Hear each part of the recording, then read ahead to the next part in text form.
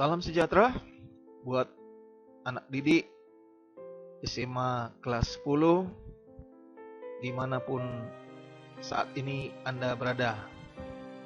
Dalam pertemuan kali ini untuk mata pelajaran Sosiologi kelas 10 semester genap kurikulum 2013, kita masih membicarakan tentang penerapan konsep dasar sosiologi dalam realitas sosial. Penerapan konsep dasar sosiologi dalam realitas sosial, bagian yang ketiga. Jika dalam bagian yang pertama kita membicarakan tentang sistem sosial, dan pada bagian yang kedua tentang struktur sosial, maka dalam video kali ini kita akan membahas tentang organisasi sosial. Organisasi sosial, ini konsep ketiga yang mau kita bicarakan dari penerapan konsep dasar sosiologi dalam realitas sosial. Kita lihat apa pengertian daripada organisasi sosial. Yang dimaksud dengan organisasi sosial merupakan sebuah konsep dasar dalam bidang studi ilmu sosial. Terminologi organisasi kerap kali digunakan untuk konteks yang bervariasi. Artinya bahwa pengertian daripada organisasi sosial ini sebenarnya sangat luas, banyak sekali variasinya. Organisasi sosial itu merupakan wadah berkumpulnya individu-individu yang berperan sebagai anggota, yang setiap tindakan atau dalam bersikap setiap anggotanya organisir dan umumnya memiliki tujuan dan aturan yang telah disepakati bersama. Berarti organisasi sosial itu merupakan suatu wadah, suatu tempat, suatu wahana untuk berkumpul individu-individu, orang-orang yang berperan sebagai anggota. Jadi ada suatu nanti wadah, situ berkumpul orang-orang, ada peran-peran yang mereka jalankan, yang setiap tindakan atau dalam bersikap, dalam bertindak serta bersikap, setiap anggotanya organisir. Artinya ada keteraturan di situ, ada pengaturan-pengaturannya yang mereka terapkan di dalam bertindak dan bersikap, dan umumnya memiliki tujuan dan aturan yang telah disepakati bersama. Jadi setiap organisasi itu pasti ada tujuannya, ada aturan-aturan yang mereka sepakati. Kata organisasi dapat juga diartikan sebagai sebuah perkumpulan, komunitas, atau sebuah kelompok. Ini istilah-istilah perkumpulan, komunitas, atau kelompok ini sering kita dengar, dan ini pasti merujuk kepada organisasi. Mulai dari himpunan pelajar, bentuk organisasi mahasiswa, partai politik, hingga sebuah negara juga dapat disebut sebagai organisasi. Jadi ketika orang berkumpul ada tindakan dan sikap-sikap yang tertentu, yang teratur, yang memiliki tujuan, itu bisa dikatakan sebagai organisasi. Terminologi ini dapat dikatakan cukup luas. Yang saya jelaskan tadi, bahwa memang sangat luas ini, yang diterapkan dalam berbagai konteks yang sulit untuk didefinisikan. Maka karena begitu luasnya, sering kata organisasi pun bisa diterapkan juga pada makhluk lain. Itu bisa dipinjamkan istilah ini untuk makhluk lain seperti semut yang bikin organisasi karena mereka bekerjasama di dalam aktivitas-aktivitasnya dan sebagainya. Tapi yang menjadi pengertian umum dari penjelasan tadi bisa kita definisikan begini, bahwa dengan demikian dapat dipahami bahwa yang disebut dengan organisasi sosial terdiri dari satu kumpulan individu sebagai anggotanya.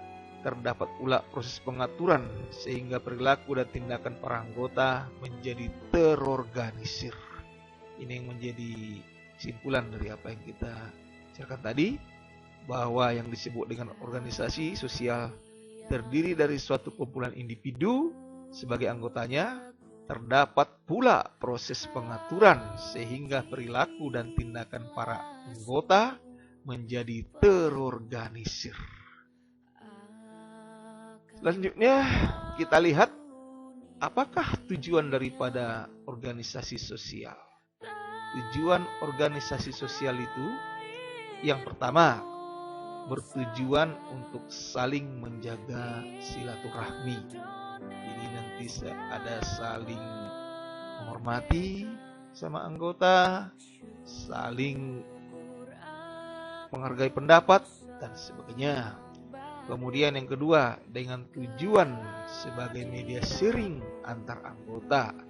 Jadi organisasi ini bisa dijadikan sebagai penyaluran aspirasi dari setiap anggota, dan aspirasi ini bisa sharing, saling bertukar pikiran, didiskusikan tentang ide-ide ataupun aspirasi-aspirasi dari setiap anggota. Kemudian yang ketiga, bertujuan mencapai sesuatu yang ditargetkan. Jadi setiap organisasi pasti ada tujuannya yang ditargetkan. Organisasi pelajar bertujuan untuk menciptakan pelajar-pelajar yang kreatif misalnya. Kemudian yang keempat, bertujuan menjalin relasi yang lebih luas. Jadi jika seorang masuk kumpulan atau organisasi, maka akan memiliki relasi yang lebih banyak, teman yang lebih banyak, lebih luas. Kemudian yang kelima, bertujuan membantu sesama. Jadi organisasi itu pasti merupakan implementasi daripada konsep gotong royong. Maka setiap anggota akan saling membantu di dalamnya, yang berarti membantu sesama. Selanjutnya, apa yang menjadi ciri-ciri organisasi sosial? Ciri-ciri organisasi sosial itu adalah sebagai berikut. Yang pertama, terdapat rumusan batas operasional yang jelas demi tercapainya tujuan bersama, serta memenuhi aspirasi pada anggotanya. Jadi dalam setiap organisasi ada batas operasional yang jelas untuk mencapai tujuan bersama. Jangan misalnya organisasinya adalah organisasi kepemudaan, tetapi dalam operasionalnya ternyata lebih banyak aktivitasnya adalah adat istiadat, maka ini sudah jauh daripada tujuan yang mau dicapai. Nah, jadi harus ada rumusan batas operasional yang jelas. Ya, kalau organisasi pemuda ya kegiatan pemuda, organisasi para seniman musik ya mereka beroperasi dalam bidang musik dan sebagainya. Kemudian yang kedua, memiliki identitas yang jelas sehingga dapat diakui oleh banyak masyarakat. Nah ini, identitasnya harus jelas. Identitas ini bisa berupa atribut-atribut, bisa berupa kegiatan-kegiatan yang mereka lakukan itu sendiri, itu harus jelas. Jangan nanti misalnya dibuat organisasi pelajar, tapi mereka beraktivitas yang berpakaian-pakaian ala preman, kemudian kegiatan-kegiatan mereka mabuk-mabukan dan sebagainya. Nah, jadi harus jelas identitas itu. Yang ketiga, terdapat keanggotaan dan status formal dan memiliki pembagian peran dan tugas yang jelas serta terstruktur. Jadi setiap organisasi ya pastilah harus ada anggotanya. Ada status keanggotaannya jelas terdaftar. Serta juga ada peran-peran yang dan tugas yang dijalankan dan terstruktur. Ada pemimpinnya, ada anggotanya, ada ketua, sekretaris, bendahara dan sebagainya. Kemudian yang keempat, memiliki dasar nilai dan norma di masyarakat termasuk nilai sosial. Ini harus pasti ini, bahwa setiap organisasi itu memiliki nilai dan norma, memiliki aturan, tetapi juga harus sesuai dengan nilai dan norma yang berkembang di masyarakat. sesuai dengan nilai dan norma yang berkembang di masyarakat. Jadi nanti jangan pula ada organisasi sosial tapi peraturan-peraturan yang ada di dalamnya melanggar nilai dan norma yang berkembang di masyarakat, maka itu tidak boleh. Organisasi seperti itu harus dibubarkan. Kemudian yang kelima, memiliki sifat formalitas, memiliki perumusan tertulis terhadap peraturan atau ketetapan dan lain sebagainya. Jadi setiap organisasi itu ada perumusan-perumusan tertulis. Sini sifat formalitasnya. Pertama mengenai peraturan seperti misalnya anggaran dasar dalam satu organisasi atau tata tertib dan sebagainya. Kemudian yang keenam, memiliki sifat hierarki. Organisasi sosial juga harus memiliki pola kekuasaan dan kewenangan seperti piramida. Jadi ada pemimpin, ada wakil-wakil, ada anggota, begitu maksudnya. Itu ada hierarki. Ada yang berkedudukan yang lebih tinggi, ada yang sedang, ada yang paling rendah dalam satu organisasi. Kemudian yang ketujuh, mempunyai tujuan dan kepentingan yang akan dicapai demi kepentingan masyarakat, di samping tidak mementingkan untung dan rugi. Jadi setiap organisasi itu harus ada tujuan dan kepentingan yang dicapai demi kepentingan masyarakat. Banyak yang selalu begitu. Organisasi itu adalah untuk kepentingan di dalam rangka kehidupan masyarakat dan tidak mementingkan untung rugi. Inilah ciri-ciri daripada organisasi sosial. Lanjutnya, apa sajakah yang menjadi unsur-unsur dari organisasi sosial itu? Unsur-unsur organisasi sosial yang pertama yaitu kumpulan individu. Bahwa anggota dari setiap organisasi sosial dari berbagai penjuru inilah yang disebut kumpulan individu yang menjadi unsur utama, karena tidak ada organisasi jika tidak ada anggota. Jadi organisasi apapun dia, entah organisasi tradisional, organisasi modern, organisasi di kota, organisasi di desa, suatu negara, pasti ada anggotanya yang merupakan kumpulan daripada individu-individu. Kemudian yang berikut ada interaksi sosial. Maksudnya sebagai media setiap anggota untuk saling bertukar pikiran, bekerja sama, saling membantu, dan saling berkomunikasi antara satu dengan yang lain. Ini mencegah terjadinya miskomunikasi.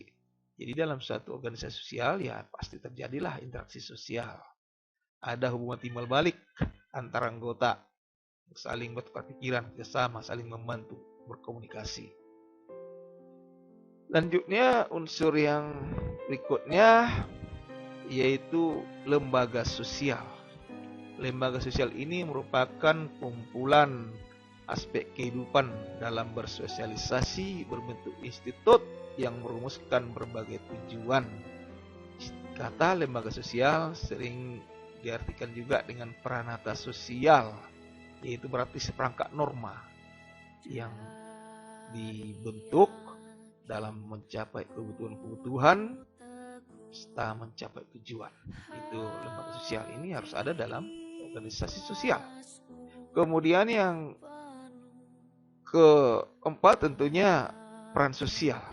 Ya harus ada peran sosial. Ini dapat dilihat dari posisi atau kedudukan serta fungsi anggota di dalam seluruh atau dalam sebuah organisasi sesuai tanggung jawab masing-masing. Jadi karena dalam organisasi sosial itu ada struktur, ada hierarki, ada status-status yang dimiliki seorang, entah sebagai ketua, entah sebagai pimpin, entah sebagai anggota, maka masing-masing menjalankan peranannya sesuai dengan status yang disandangnya. Kalau dia status sebagai pemimpin, maka berperan untuk memimpin. Kalau dia berstatus sebagai anggota dengan bidang tertentu, maka dia berperan sesuai dengan bidang yang disandangnya. Selanjutnya, kelas sosial. Ini juga merupakan unsur organisasi sosial. Dalam setiap organisasi sosial pasti ada kelas sosial ini. Unsur ini dibedakan dari kedudukan atau tingkat anggota di lingkungan masyarakat. Jadi artinya tidak seperti stratifikasi sosial di masyarakat. ada masyarakat kelas atas, kelas menengah, kelas bawah. Bukan itu maksudnya. Tapi yang dimaksud di sini adalah struktur atau hierarki itu ada di dalam suatu organisasi. Ada pemimpin, ada wakilnya, ada orang-orang yang membilang yang tertentu, ada anggota-anggota. Itu maksudnya kelas sosial ini maksud di sini. Tentunya kedudukan daripada pemimpin pasti lebih tinggi dalam organisasi itu sendiri. Dan setiap organisasi ini pasti mengerucut, artinya yang menjadi pemimpin itu tentunya lebih sedikit, bahkan mungkin satu orang dalam satu organisasi, sedangkan anggota itu lebih banyak. Itu unsur-unsur organisasi sosial. Kemudian contoh-contoh organisasi sosial itu banyak sekali contoh dari organisasi sosial. Antara lain ada organisasi masyarakat. Ini sering disingkat dengan ormas. Organisasi masyarakat disingkat ormas, merupakan singkatan yang sering disebut ya. Ormas ini sudah tidak asing lagi telinga kita. Banyak sekali contoh ormas di sekitar kita tinggal. Seperti ormas pendonor darah, ormas penanggulangan bencana alam, dan lain sebagainya. Dan juga di Indonesia ini banyak sekali ormas legal maupun ilegal. Ormas legal maksudnya yang sah, didaftarkan di lembaga pemerintahan, tapi ada juga yang ilegal yang tidak memiliki suatu legalitas atau izin untuk membentuk organisasi. Dan contoh-contoh nyata tentang ini misalnya bisa kita lihat organisasi masa ini seperti organisasi masyarakat pencinta alam, organisasi masyarakat yang mendukung orang-orang yang kreatif dan sebagainya. Kemudian yang berikut contoh yang lainnya, keluarga.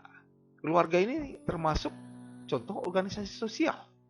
Karena di dalam keluarga kita memiliki peran masing-masing dengan tujuan atau visi menjadi keluarga yang bahagia, langgeng, serta selalu bekerja sama untuk bertahan hidup sebagai wadah perlindungan dan saling berbagai cerita serta saran dan solusi untuk memecahkan suatu permasalahan. Jadi dalam suatu keluarga pasti ada yang namanya kepala keluarga, ibu rumah tangga, anak-anak, dan masing-masing ada pembagian-pembagian tugas dalam keluarga.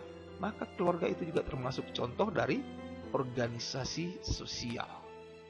Contoh lainnya, organisasi pemuda dan pelajar. Organisasi pemuda dan pelajar ini biasanya atau umumnya menjadi salah satu tombak bagi pemuda bangsa menyalurkan aspirasi, bakat, minat mereka, tentunya dengan pergerakan yang positif. Contohnya organisasi Karang Taruna.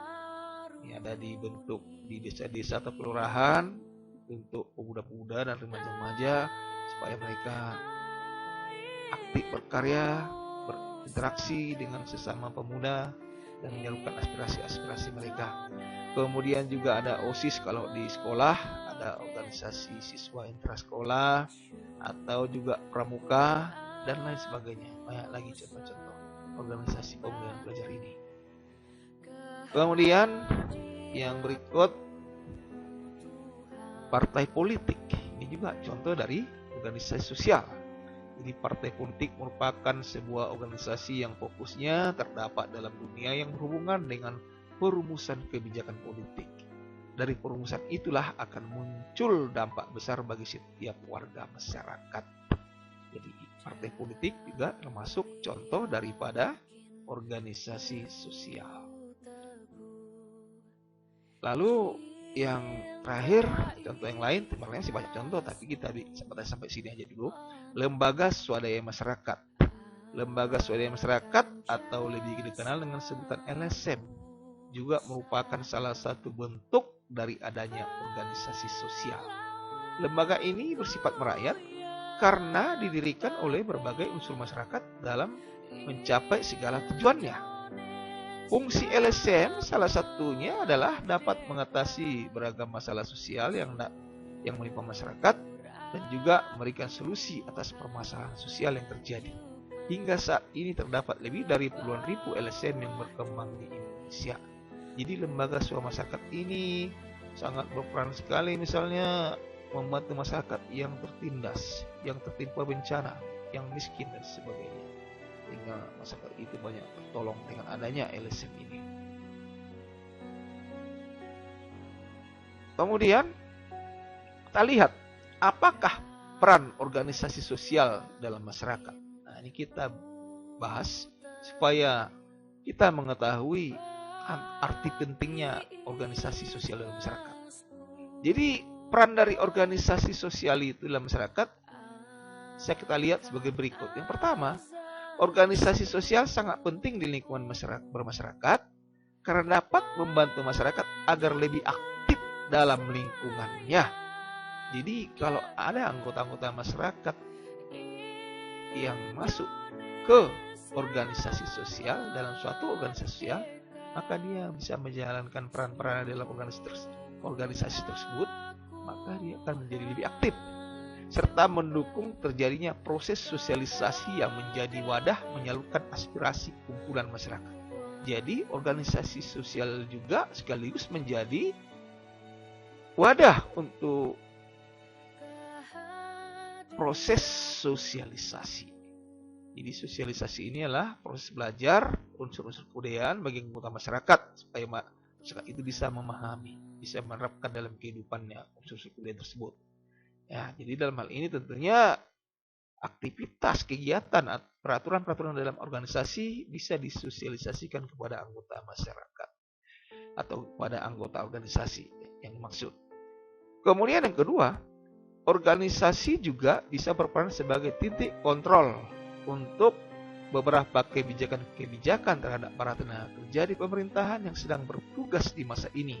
Dengan sebutan lain adalah organisasi yang berbasis politik, serta berfungsi sebagai organisasi yang dapat menjadi pendukung-pendukung dalam bidang pemerintahan. Jadi organisasi juga berperan sebagai pengawas atau titik kontrol untuk kebijakan-kebijakan terhadap para tenaga kerja di pemerintahan, yaitu aparat-aparat pemerintahan yang bertugas masa ini, juga yang organisasi-organisasi yang berbasis politik melakukan ini seperti partai politik dan berfungsi sebagai organisasi yang dapat menjadi pendukung-pendukung dalam bidang pemerintahan. Jadi selain sebagai pengawas juga pendukung dalam bidang pemerintahan tersebut. Ya, demikianlah pembahasan kita tentang organisasi sosial sebagai konsep yang ketiga pembahasan kita tentang konsep penerapan konsep dasar sosiologi dalam realitas sosial. Sebagai tugas bagi anak didik, silakan menuliskan pengertian organisasi sosial menurut kata-kata Anda sendiri. Tuliskan pengertian organisasi sosial menurut kata-kata Anda sendiri. Itu tugas yang pertama. Tugas yang kedua, berikan 5 contoh organisasi sosial yang Anda ketahui. 5 contoh organisasi sosial yang Anda ketahui dan bergerak di bidang apa. 5 organisasi sosial yang Anda ketahui dan bergerak di bidang apa. Demikian pertemuan kita kali ini, semoga bermanfaat bagi anak didik sekalian. Terima kasih.